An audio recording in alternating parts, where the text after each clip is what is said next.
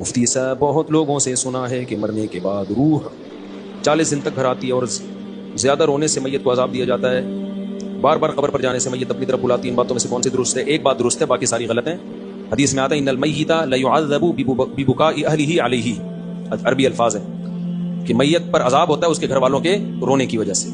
اب سوال پیدا ہوتا ہے چیخو پکار کر کے رو وہ رہے ہیں، عذاب اس بیچارے کو کیوں ہو رہا ہے؟ یہ تھوڑی رو رہا ہے. تو علماء نے اس کا جواب دیا ہے کہ اس پر لازم تھا، اس کو پتا تھا کہ جب میرے خاندان میں یہ رواج ہے کہ میں مروں گا تو گریبان پھاڑ پھاڑ کے چیخ چیخ کے پورا محلہ سر پہ اٹھایا جائے گا، تو اس نے اس برائی سے ان کو زندگی میں روکا کیوں نہیں؟ تو گھر کا سربراہ اس برائی کا ذمہ دار ہوتا ہے نا جو گھر میں ہو رہی ہے.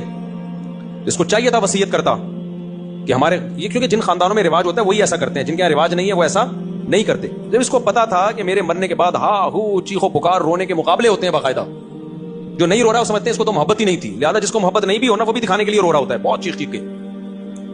تو صبر کا حکم ہے، رونے کی اجازت ہے، وہ تو محبت کا تقاضا ہے بھائی. لیکن ایسے چیخنا، عورتوں کی آوازیں گھروں سے چیخو پکار کی باہر جانا، یہ بہت بڑا گناہ ہے، اس پہ اتنی شدید وعیدیں ہیں، اسلام میں جائز نہیں ہے.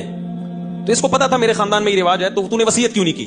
ان کو روکا کیوں نہیں کہ میرے مرنے کے بعد یہ حرکتیں نہیں ہوں گی؟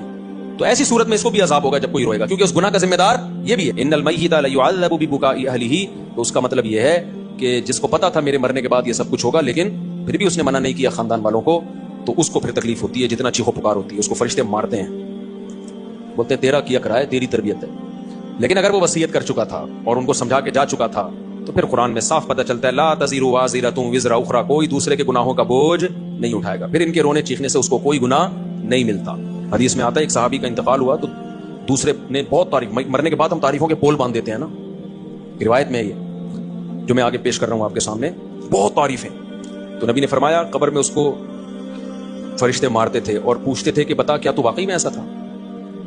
یقیناً تو ایسا نہیں تھا، تو کیوں جھوٹی تعریفیں کروا کے گیا لوگوں سے؟